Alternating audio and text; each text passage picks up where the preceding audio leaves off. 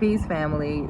So listen, I wanted to just come forward and talk a little bit about this retrograde season that we're in right now, and just address it in a certain kind of way that prayerfully can invoke, at the very least, some thoughts, and at best, inspire you to really take advantage of the time in a certain kind of way. So, I know retrogrades, or it seems retrogrades has become quite trendy. At least the term retrogrades have become trendy. It's become quite mainstream, but in my observation, it's in somewhat of a humorous way. And so I really want to take a moment to speak on it so that maybe we can see it as something that is quite beneficial, and that we can really take advantage of this period, this time. So during the retrograde seasons, to talk about it in a simplistic way, when a planet is in retrograde, it's basically catching up with the cycle of the planets, right? With the evolution of the planets. Or the revolution, I should say, of the planets, how they revolve. And so the planets are not actually going backwards. They are just kind of, it looks to the naked eye, it could look like it's going backwards, but it's actually just kind of aligning or lining up or catching up in the revolution cycle. And so at certain periods, certain planets, more than one planet can be in retrograde. Right now, Venus and Mercury is in retrograde. And during those periods, it have been found to be a time that's really good for all of the rethinking, reflecting, rejuvenating, rekindling, revisiting. This is a great time for that.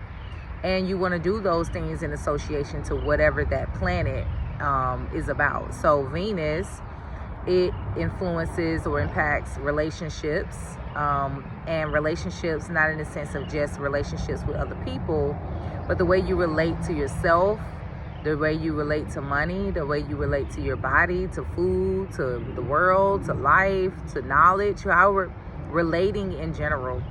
So Venus retrograde is a wonderful time for you to tune in and really reevaluate or reflect upon, what are my patterns in relating? How am I relating? Is there any place in my area any area in my life where I feel like I'm not relating in a way that's in alignment with my peace, power, and joy? And if you find that, then it's a time to really just address it and just reflect upon it. When you really get still with yourself and get into a level of reflection, you really can come to some answers that maybe you have been looking for, or see some things that maybe you haven't seen, and be able to shift and move in a way, especially when you are not really in alignment with your peace, power, and joy. It's essential for you to make that shift, because when you're not in alignment, then you're most likely going to experience those negating type thoughts and feelings. And we know that thoughts, feelings become creation. Emotions put things in motion. Thoughts become things, Feelings are messengers, and they're meant to tell us something, show us something, but they are not meant to be harbored or, stored within the body or within the mind or even in our memory. They're just supposed to teach us something, show us something, reveal something to us. So looking at how we relate to things is very helpful, because you may need to shift and come in more alignment with your peace, power, and joy around money, around your concept of God, around your concept of love. You may need to take a moment and experience a shift in your way with relating with other people in your life, with your spouse, with your children, with yourself, with others. So this is a beautiful time for that.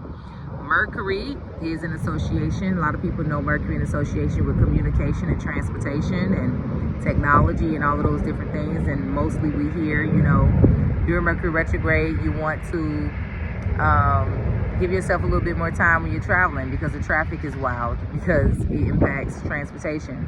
Or you want to not go and leap and buy a new computer because your computer or phone is acting up, because during Mercury retrograde, you tend to have issues with technology.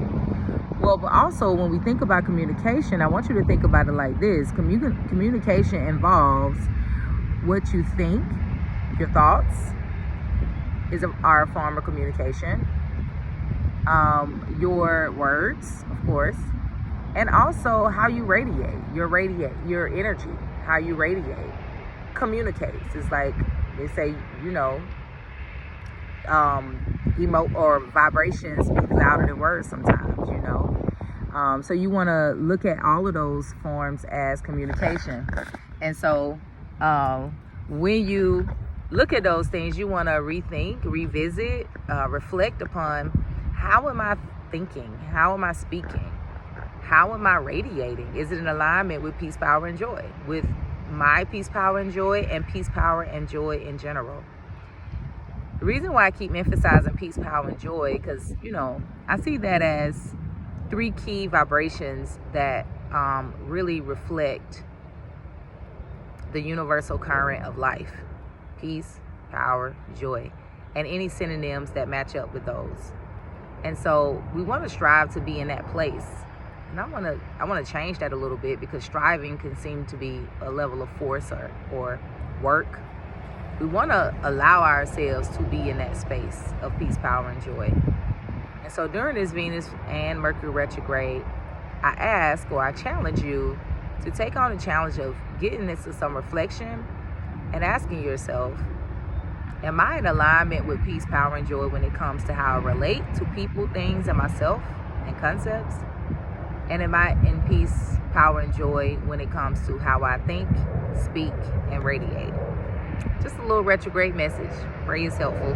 Peace and love.